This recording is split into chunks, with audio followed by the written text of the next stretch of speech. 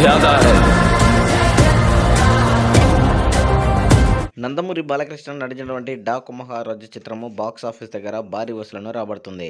ఈ యొక్క చిత్రము మొదటి రోజు కంప్లీట్ అయ్యేసరికి బాక్స్ ఆఫీస్ దగ్గర బాలయ్య కెరీర్లోనే హైయెస్ట్ గ్రాస్ కలెక్షన్లు సాధించిన చిత్రంగా నిలిచింది. ఈ యొక్క చిత్రము బాక్స్ ఆఫీస్ దగ్గర మొదటి రోజు 56 కోట్ల గ్రాస్ కలెక్షన్లు సాధించి బాక్స్ ఆఫీస్ని షేక్ చేసింది. బాలయ్య 50 వసంతములు కంప్లీట్ చేసుకున్నటువంటి సందర్భంలో కూడా ఇప్పటివరకు ఏ సినిమా కూడా ఇంత హైప్గా అయితే రాలేదు. గతంలో వచ్చినటువంటి వీరసింహారెడ్డి చిత్రము 54 కోట్లు రాగా, అయితే ఆ రికార్డును బ్రేక్ చేసి ఇప్పుడు 56 కోట్లతో మొదటి స్థానాన్ని నిలిచింది.